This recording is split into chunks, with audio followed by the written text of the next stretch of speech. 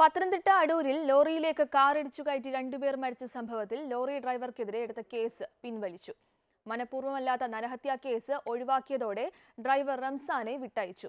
അതേസമയം അനുജയുടെയും ഹാഷിമിന്റെയും phone വിവരങ്ങൾക്കൊപ്പം bank അക്കൗണ്ടുകളും പരിശോധിക്കും. അടൂരിൽ രണ്ടുപേരുടെ മരണത്തിനിടയാക്കിയ അപകടത്തിൽ കാർ ലോറിയിലേക്ക് മനഃപൂർവ്വം ഇടിച്ചു കയറ്റിയതാണെന്ന് RTO എൻഫോഴ്സ്മെന്റ് വിഭാഗം സ്ഥിരീകരിച്ചു. ലോറി ഡ്രൈവർ ഹരിയാന സ്വദേശി റംസാനെതിരെ പോലീസ് എടുത്ത കേസ് പിൻവലിച്ചു.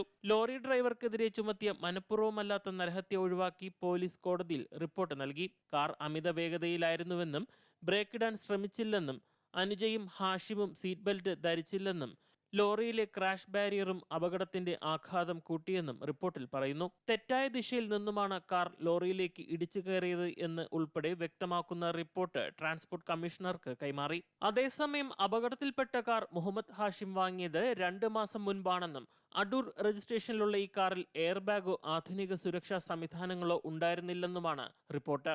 മരണത്തിലേക്ക് കാർ ഓടിച്ചു കയറ്റാൻ ഹാഷിമിനെ പ്രേരിപ്പിച്ചത് എന്താണെന്ന് കണ്ടെത്താനുള്ള വിശദമായ അന്വേഷണത്തിലാണ് പോലീസ്. അനുജയെ കൊലപ്പെടുത്തി ഹാഷിം ജീവനൊടുക്കിയതാണോ അതോ ഇരുവരും തീരുമാനമെടുത്ത് മരണത്തിലേക്ക് വാഹനം ഓടിച്ചു കയറിയതാണോ എന്നതിൽ ദുരൂഹതയും സംശയങ്ങളും തുടരുന്നു. അത് നീങ്ങണമെങ്കിൽ ഇരുവരുടെയും മൊബൈൽ ഫോണുകളുടെ ശാസ്ത്രീയ പരിശോധന പൂർത്തിയാക്കേണ്ടതുണ്ട്. അതിനുള്ള പരിശോധനയിലാണ് സൈബർ വിഭാഗം. ഒപ്പം അനുജയുടെയും ഹാഷിമിന്റെയും ബാങ്ക് ഇടപാടുകളും പരിശോധിക്കുന്നുണ്ട്.